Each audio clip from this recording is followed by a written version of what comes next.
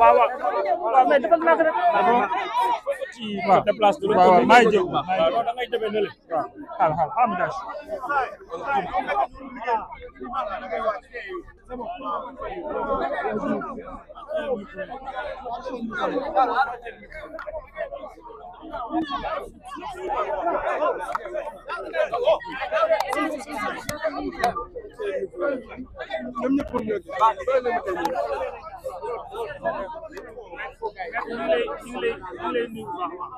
maa ngi leen di fay journaliste Sénégal macha allah tey bëri ngeen fii loolu wane na ni gis ngeen intérêt ci ñëw fekkee li xamoon rek ñombe mooy le ministre Pape Malick Ndour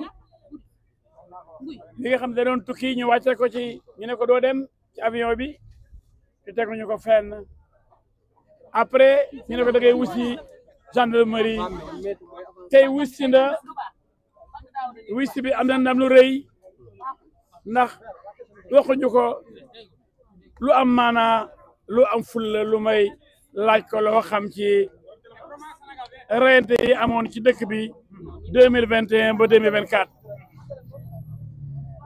ndax yow sa problème sécurité amoon ngay problème sécurité moom leen aw ma benn problème sécurité won na leen ni moom dafa jub di jubal dëggantaan moom inventé wul ay jub ak ay jubal moom da cee dëkk ñu xam ko ci bëgg liggéeyam mën liggéeyam macha allah ci mu sonal leen lool nag ndax dafa jàng nag xam économie nag fu gars yi waxee mu damat leen lu ñu teg mu teggi mais en réalité amul dara luñ ko topp nee nañ ko daal dañ doon laaj rek loo xam mu ne man lu xaw ma ci dara laa xam ngeen may laaj loo xam ci événement yi mën leen lu ngeen may laaj yéen lu ma dama xam lu ngeen xamul yéen moom dafa xam lu gendarme yi xamul moom rayul bokk ci ñuy rey dóorul nañ ko dem laaj ñi rey otul mbortal combat rayul kenn dóorul kenn donc moom Pape Malick amul dara luñ ko mën topp 1 2 bu ñu ko topp sax du ñuy ñoo ko war a oo parce que ministre la woon ministre xam ngeen dañ koy oo feneen fudul fii donc foofu aussi respecté wuñu ay droit am defe naa ni loolu wax nañ ko gendarme yi def nañ observation bi mais malgré tout tontu na leen dee ko waru leen tontu ndax du ñoo ko war a oo ministre du ku nekk moo ko mën a convoqué dafa am ñu ko war a convoqué du ñii dafa war a am mise en accusation assemblée nationale am commission d'instruction pour ñu mën ko entendre du sax mu jël OB de ministre dama lay laaj lii loolu dañoo violer ay droit am te loolu bind nañ ko ci observation yi mais comme moom amul lu muy ragal amul lu muy tiit tontu na leen ñoom laaj bi bëriwul ay ñetti question la yoo xam ni daanaka amul bopp amul geen ndax ñoom xamuñu fu ñu jëm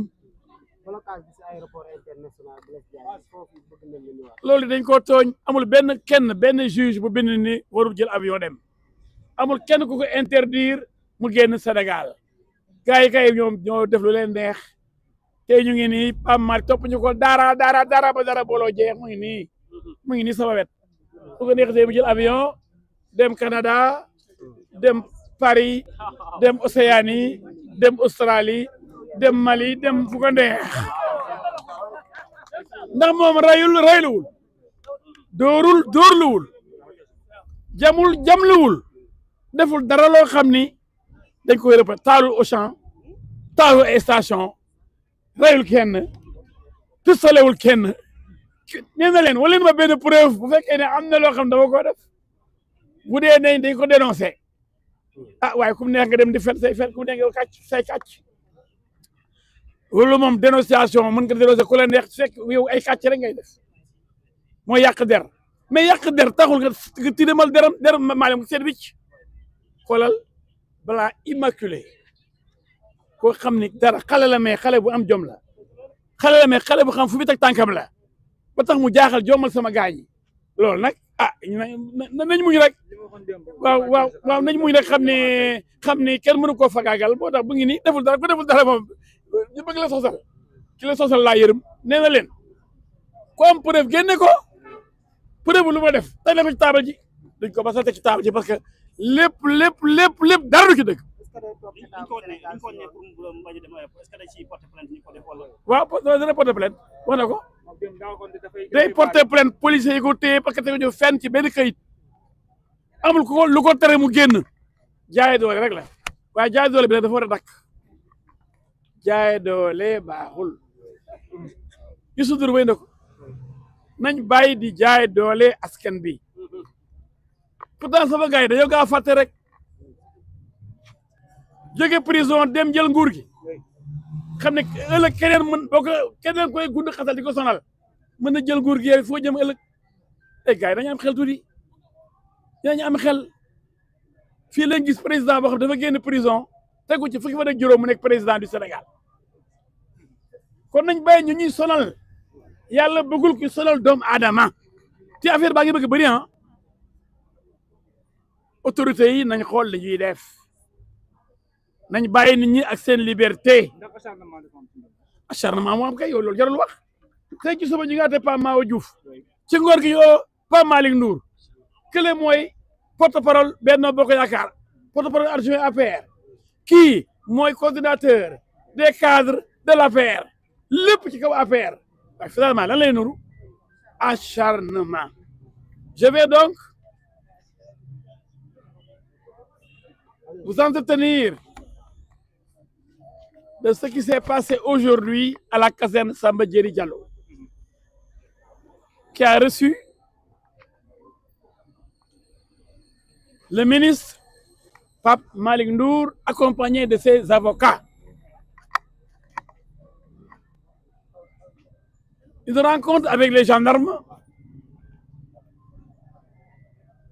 qui prouve que on a violé tous les droits de Pape Malick Ndour, qui prouve aussi qu'il n'a absolument rien à se reprocher.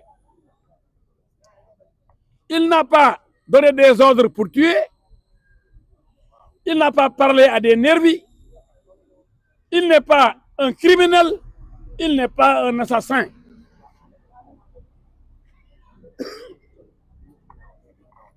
En voulant le faire passer pour un assassin, aujourd'hui, l'enquête a été ridicule. Il leur a demandé des preuves par rapport à des dénonciations. Aucune preuve, aucune ne lui a été présentée. Parce qu'il n'a rien fait. C'est évident. C'est pourquoi les enquêteurs n'ont pas mis beaucoup de temps. Ça s'est passé très vite. Parce qu'il n'y avait rien, absolument rien à reprocher à Pape Malick Ndour. Dénonciation. Sans preuve aucune. Et en tant que ministre, on n'aurait jamais dû le convoquer ici. C'est ça la première violation de ses droits. Un ministre bénéficie du privilège de juridiction. Seule la haute cour de justice peut juger un ministre. Et alors, ces gendarmes n'ont jamais été désignés par la haute cour de justice parce qu'il n'y a jamais eu une mise en accusation par l'Assemblée nationale de monsieur le ministre Pape Malick Ndour pour qu'une commission d'instruction installée à la cour d'appel puisse s'occuper de l'enquête. Non! Tous ces droits ont été violés, y compris le droit de prendre l'avion, de s'envoler, d'aller où il veut. Quelle violation grave des droits du ministre Pape Malick Ndour. C'est pourquoi il va porter plainte contre les policiers qui l'ont empêché de voyager. Il n'y avait pas de décision d'un juge pour l'empêcher de voyager. Ça aussi, c'est une violation flagrante de ses droits. Aujourd'hui, il peut prendre l'avion ce soir, s'il veut. Il peut aller au Canada, en Océanie, à Londres, à Paris, parce qu'on ne peut rien lui reprocher. En fait, on a cherché à l'humilier. C'est-à-dire on perd la raison maintenant. On perd la raison. Parce qu'il y a l'animosité. le désir de faire mal à quelqu'un qui est zen, qui est blanc comme neige, quelqu'un qui s'est toujours préoccupé de son pays et de son développement, un grand économiste qui les empêche de dormir, qui répond toujours